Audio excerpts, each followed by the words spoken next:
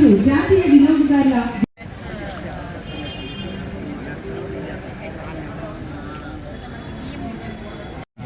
చర్యల గురించి అలాగే అవగాహన గురించి తెలియచేసేటటువంటి ఈ స్టాల్స్ ను సందర్శిస్తూ ఉన్నారు. IAS collector CS east Godavari వారు వేదికపైకి ఇచ్చేస్తూ ఉన్నారు.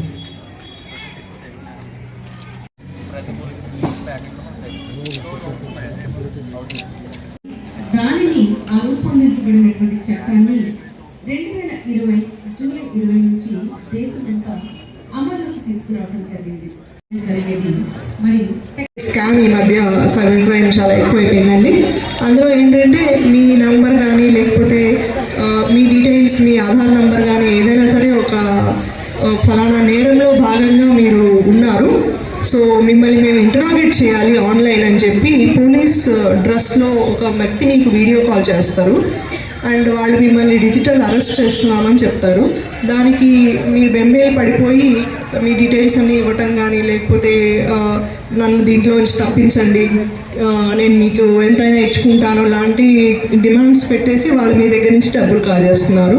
దయచేసి గుర్తుపెట్టుకోండి, పోలీసులు ఎప్పుడూ కూడా ఆన్లైన్ ఇంట్రాగేషన్ కానీ ఆన్లైన్ అరెస్టులు కానీ చెయ్యరు. టెక్నాలజీ పెరగడంతో ఆన్లైన్ ట్రాన్సాక్షన్స్, ఈ ట్రాన్సాక్షన్స్ చాలా రకాలైనటువంటి టెక్నాలజికల్ గ్యాడ్జెట్స్ని కానీ లేకపోతే నగదు ట్రాన్స్ఫర్ చేయడానికి రకరకాలమైనటువంటి వ్యవస్థలను ఉపయోగించడం ద్వారా కొన్ని సందర్భాల్లో టెక్నాలజీ కూడా ఒక్కొక్కసారి సంపూర్ణమైనటువంటి అవగాహన లేనప్పుడు మరి వినియోగదారులు నష్టపోవడం జరుగుతూ ఉంటుంది. అలా ప్రత్యక్షంగా కానీ పరోక్షంగా దేశంలో ఎక్కడ నష్టపోయినా కూడా ఒక వినియోగదారుడు తాను ఉద్యోగం చేసే చోట కానీ నివాసం ఉండే చోట కానీ అక్కడ ఉండేటటువంటి జిల్లా స్థాయి రైట్ టు బి ఇన్ఫార్మ్డ్. మనం ఏదైనా ఒక ఐటమ్ లేదా ఏదైనా వస్తువు కొంటున్నప్పుడు దాని గురించి తెలుసుకునే హక్కు మీకు ఉంది. రిడ్రెసల్ అంటారు. అంటే ఏదైనా మనం మోసపోతే మీరు ఆ గ్రివెన్స్ని నుంచి బయటికి రావడానికి మీరు రిడ్రెసల్ పొందే హక్కు కూడా మీకు ఉంది. దానికి మీరు ఇమీడియట్లీ కాంటాక్ట్ అయితే అంత త్వరగా మీరు దాని నుంచి బయటపడతారు. చాలామంది కొద్ది రోజులు వెయిట్ చేద్దాం, ఒక 2-3 డేస్ తర్వాత వాళ్ళు మళ్ళీ మనీ ఇస్తామంటున్నారు కదా, ఒక 2-3 డేస్ వెయిట్ చేద్దాం అంటే మోసపోయిన తర్వాత వాళ్ళు మిమ్మల్ని ప్యాసిఫై చేయడానికి చూస్తారు.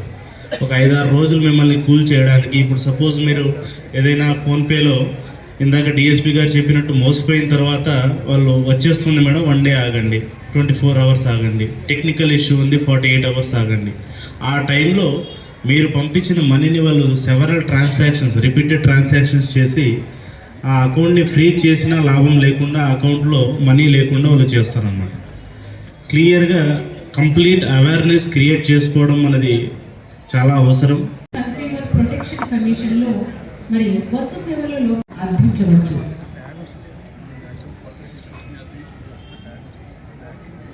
మరి మన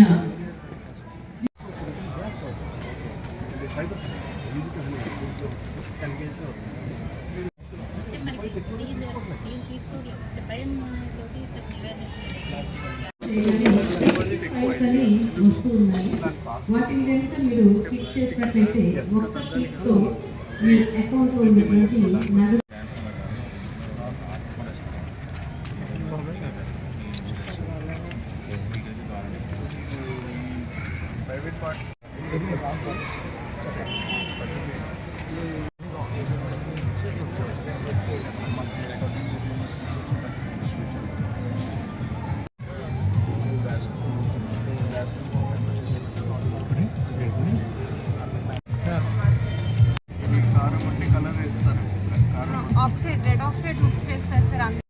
ఏర్పాటు చేసుకోవడానికి గల సందర్భం ఏంటి అంటే జాతీయ వినియోగదారుల దినోత్సవం.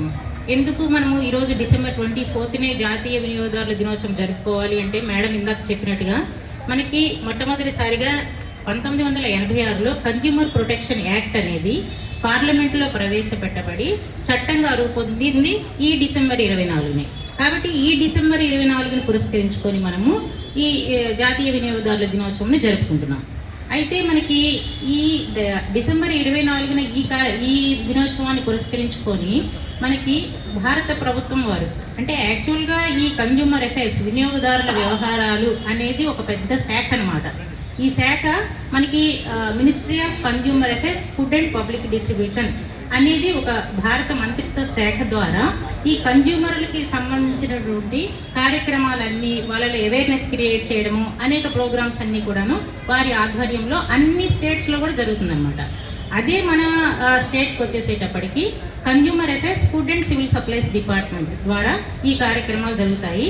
అయితే మనకి ఈ కన్జ్యూమర్ అనేవాడు, వినియోగదారుడు అనేవాళ్ళు ఒక శాఖకే, సివిల్ సప్లైస్ శాఖకే పరిమితం అని కాదు. మనకి ఈ సెలబ్రేషన్స్ అనేవి కూడాను మనం అన్ని శాఖల సమన్వయంతో కూడా ఈ సెలబ్రేషన్స్ జరుపుకుంటాం అన్నమాట. అంటే మనకి ఈ నేషనల్ కన్జ్యూమర్ డే సందర్భంగా ఒక వీక్ లాంగ్ సెలబ్రేషన్స్ జరుపుతాం. ఎందుకు జరుపుతామంటే ఈ వీక్ లాంగ్ సెలబ్రేషన్స్ అన్నిటిలో కూడాను వినియోగదారులకి అవేర్నెస్, అవగాహన పెంపొందించడం కోసము జరుపుతాం అన్నమాట. అదేవిధంగా మరి మీకు ఘన స్వాగతం సార్.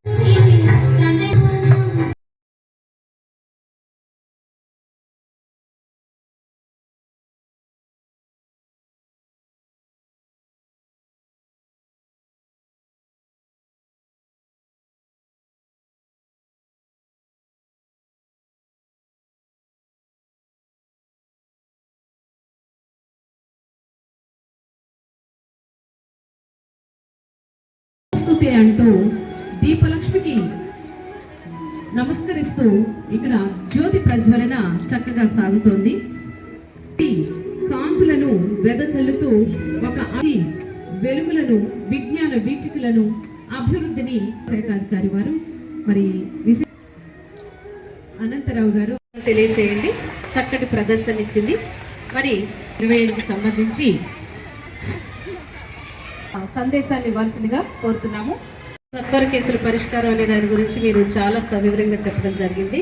మేఘస్వరూప్ ఐఏఎస్, కలెక్టర్ పౌర సరఫరాలు, తూర్పుగోదావరి జిల్లా వారిని తమ విరుద్ధమైన వస్తువులను నివారిస్తాను, అన్యాయమైన ప్రోత్సహిస్తాను మరియు ఆన్లైన్లో వస్తువులు, పేలవమైన సేవలు మరియు